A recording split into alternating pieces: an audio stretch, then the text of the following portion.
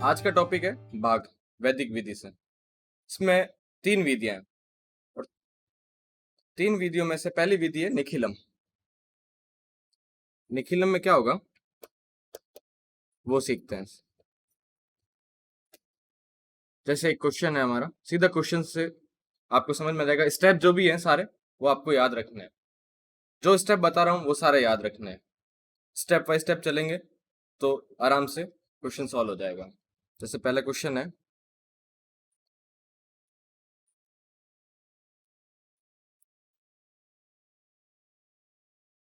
ये 1,11,034 में भाग देना है 890 का। इसके लिए क्या करना है, हमको 2 कॉलम बनाने हैं। सबसे पहले 2 कॉलम बना दिए। अब ध्यान रखना कि आधार सबसे इंपॉर्टेंट चीज, सबसे मोस्ट इंपॉर्टेंट आधार क्या है। सबसे पहले आधार लेना आना चाहिए। आधार क्या होगा इसमें, 890 किसके नजदीक है, 1000 के, तो आधार हो गया 1000। दूसरी चीज इंपॉर्टेंट, विचलन। ये चीजें आपको याद रखनी है। विचलन, विचलन। अब ये 1000 से कितना कम ज्यादा है, यहाँ उपाधार की जरूरत नहीं पड़ती है। 1000 से कितना कम ज्यादा है, जैसे 1000 से अपन लेस करके देख लेंगे कितना कम है, 111 कम है।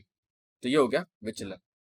अब क्वेश्चन को कैसे करना है, आधार में कितने जीरो हैं, 3 जीरो हैं, तो 3 संख्याएं हो जाएगी सेकंड थर्ड ब्लॉक में, और पहले की 3 संख्या आ जाएगी जिसका भाग देना है उसमें से बीच वाले ब्लॉक में। यहाँ पे आ जाएगा जिसका भाग देना है, और विचलन यहाँ पे। अब सिंपल से स्टेप है, उन स्टेप को फॉलो करके चलना है।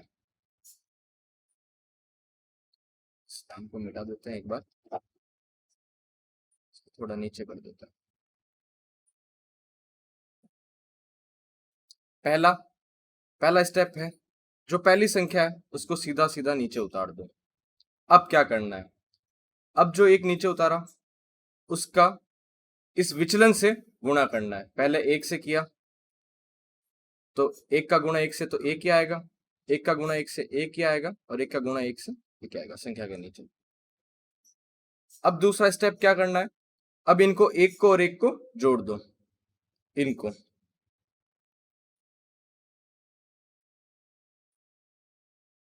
आपस में जोड़ दिया, जोड़ के लिख दी 2। अब दूसरा प्रोसेस, वापस इस 2 को इस विचलन से गुणा करना है। तो 2 का 1 से गुणा 2, 2 का 1 से गुणा 2, और 2 का 1 से गुणा 2।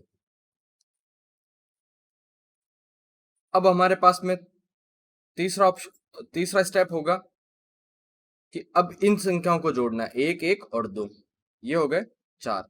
फिर विचलन से गुणा करना है, जो भी आए इसको आगे से लिखते जाना है।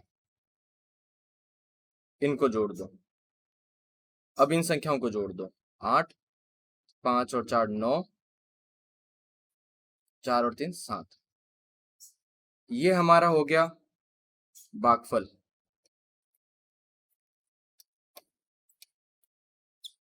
और ये हो गया आंसर। हमेशा भागफल जो आएगा वो हमेशा हमको ये देखना है कि जिससे हम भाग दे रहे हैं उससे हमेशा कम होना चाहिए। अगर ज्यादा होता तो क्या करते, वो मैं नेक्स्ट क्वेश्चन में बताऊंगा। नेक्स्ट क्वेश्चन है 3,994 का भाग, सेम विधि है निखिलम। निखिलम से अभी हम निखिलम ही पढ़ रहे हैं। याद रखना है निखिलम में क्या करना है, दूसरी विधि आएगी परावर्त्य योजित, उसमें क्या करना है, ध्वजांक में 2 विधियां हैं, एक तो सिंपल ध्वजांक और दूसरी विनकुलम। उन सारी विधियों को ध्यान में रखना कि हमको कौन सी विधि से क्वेश्चन करना है। मेंशन होगा एग्जाम में कि इस विधि से करना है, तो वो विधियां याद रखनी है। निखिलम से करना है तो कैसे करना है, परावर्त्य से करना है तो कैसे करना है। अभी अपन निखिलम पढ़ रहे हैं। सेम वही प्रोसेस, ब्लॉक बना दिया। आधार क्या हो जाएगा, 97 है, 97 तो आधार 100 हो जाएगा। 100 के नजदीक है, कितना कम ज्यादा है, विचलन 100 से 0.3 कम है। लेकिन एक चीज, निखिलम के अंदर प्लस माइनस का कोई फर्क नहीं पड़ता, प्लस माइनस का कोई भी फर्क नहीं पड़ता, ये ध्यान रखना। सेम, आधार में कितने जीरो हैं उतनी संख्याएं थर्ड ब्लॉक में, और बीच में बाकी की रिमेनिंग संख्या लिख दी, रिमेनिंग नंबर लिख दिए, और जिसका भाग देना है वो यहाँ पे, विचलन आ गया यहाँ पर। अब सेम पहला स्टेप, इस 3 को नीचे उतारा, अब 0 3 से गुणा करना है। 0 3 से क्यों करेंगे? क्योंकि आधार कितना है 100, तो विचलन की संख्याएं 2 होनी चाहिए इसलिए, और 100 में से 97 को लेस करते हैं, माइनस करते हैं 97 को, तो 03 आएगा। इसलिए 3 का गुणा 0 से किया तो 0 आया, और यहाँ पे 3 का गुणा 3 से किया तो 9 आया। दूसरी संख्या नीचे उतार दी जोड़ के, 9 में 0 जोड़ोगे तो 9 ही रहेगा, 9। अब वापस सेम सेकंड प्रोसेस, विचलन से गुणा करना है 0, और इसको यहाँ पे ऐसे छोटा लिखना है क्योंकि 2 संख्या हो गई। ये तो आ गया हमारा, 1 मिनट, ये जो मैंने ऊपर वाले क्वेश्चन में लिखा है तो ये भागफल नहीं शेषफल है। ऊपर वाले क्वेश्चन में भागफल, ऊपर वाले क्वेश्चन में ये भागफल नहीं, ये शेषफल है। शेषफल जो है वो जिस संख्या से हम दे रहे हैं भाग, उससे हमेशा कम होना चाहिए। मैंने गलती से लिख दिया, ये शेषफल है, और भागफल हमारा ये होगा, ये होगा भागफल, और ये होगा शेषफल। और दूसरे वाले क्वेश्चन में हम इसको, ये हमारा आ गया भागफल। अब जोड़ेंगे, 27 में 4 जोड़े तो 31, इसमें यहाँ छोटा ब्लॉक बना दो, और 9 और 9 18।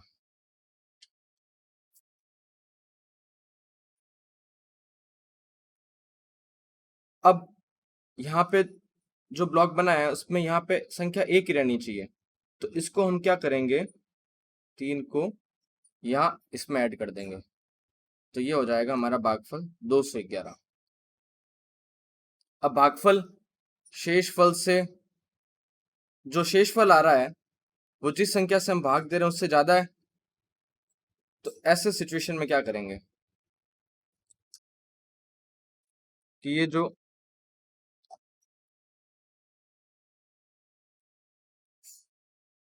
211 जो शेषफल आया है, ये हमारे जिस संख्या से हम भाग दे रहे हैं उससे ज्यादा है, तो ऐसे सिचुएशन में क्या करेंगे, हम यहाँ से एक बार जिसका भाग दे रहे हैं उसको घटाएंगे और यहाँ पे 1 जोड़ देंगे। घटाकर देखते हैं,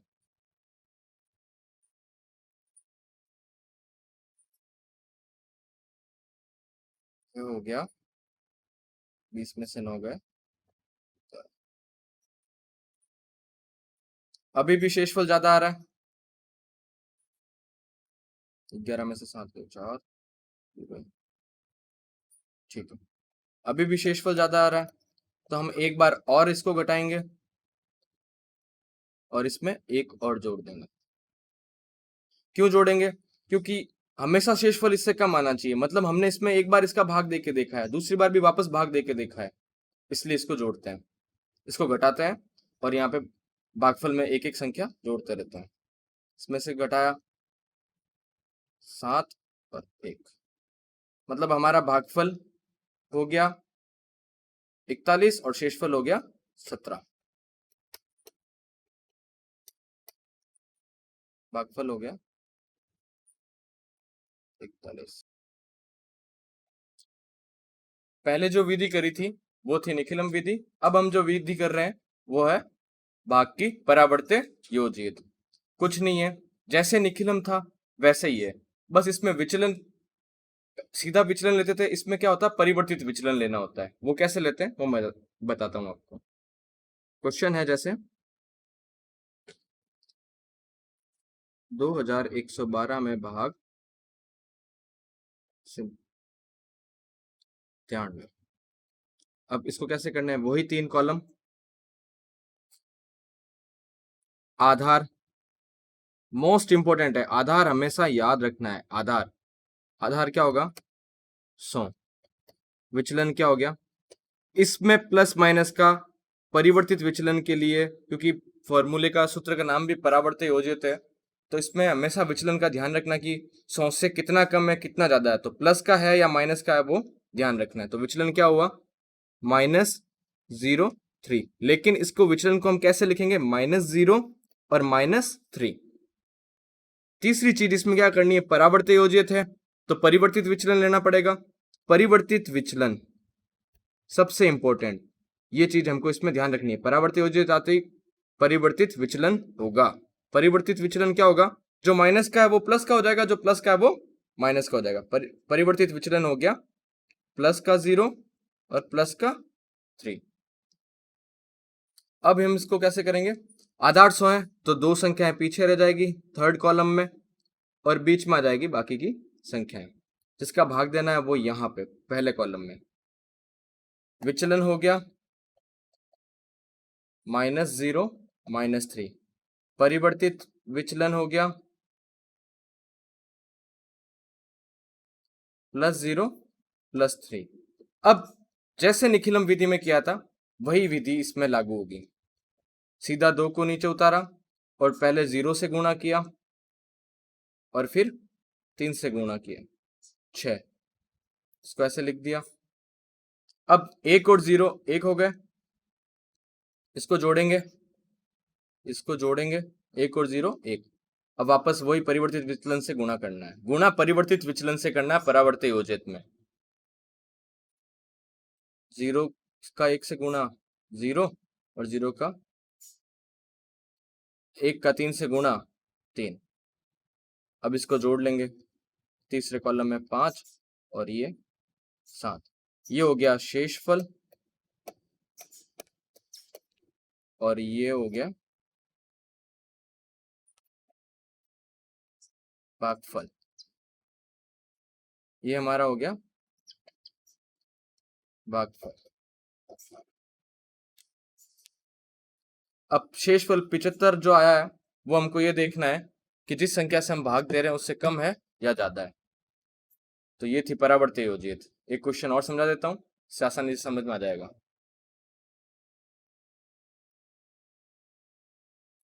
क्वेश्चन है 13,385 भाग 131। सेम वही प्रोसेस, आधार लेना है,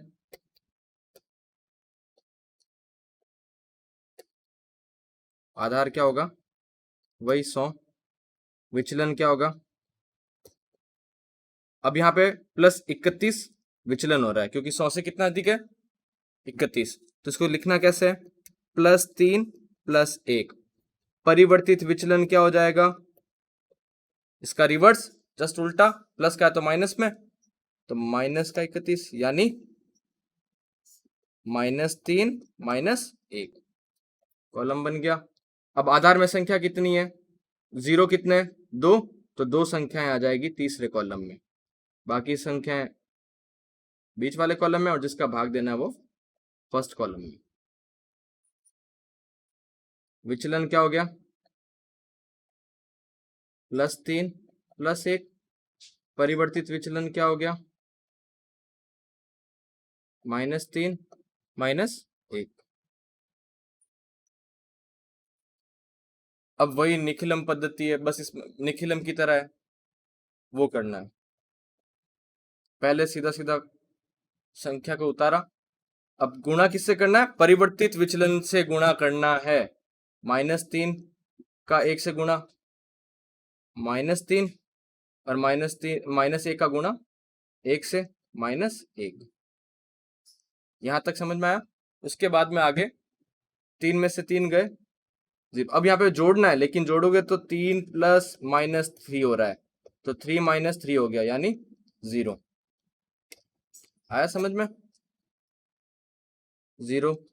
अब वही वापस 0 का परिवर्तित विचलन से गुणा करना है, जो संख्या यहाँ पे लिखेंगे उसका वापस गुणा करना है। -3 से गुणा किया 0 और -1 से गुणा किया 0, 2 आ गया, 3 में से 1 घट गए तो 2 आ गया। अब वापस 2 का परिवर्तित विचलन से गुणा, -6 -2, अब 5 में से 2 गए 3, 8 में से 6 गए 2, तो हमारा आंसर क्या हो गया, ये हो गया शेषफल 23 और भागफल हो गया 102। तो ये था सूत्र परावर्त्य योजित। परावर्त्य योजित और निखिलम विधि सेम है, बस परावर्त्य योजित में क्या होता है कि जो विचलन है उसका परिवर्तित विचलन लेना है, रिवर्स विचलन लेना है, प्लस का है तो माइनस, माइनस है तो प्लस, बाकी सीधा सेम है।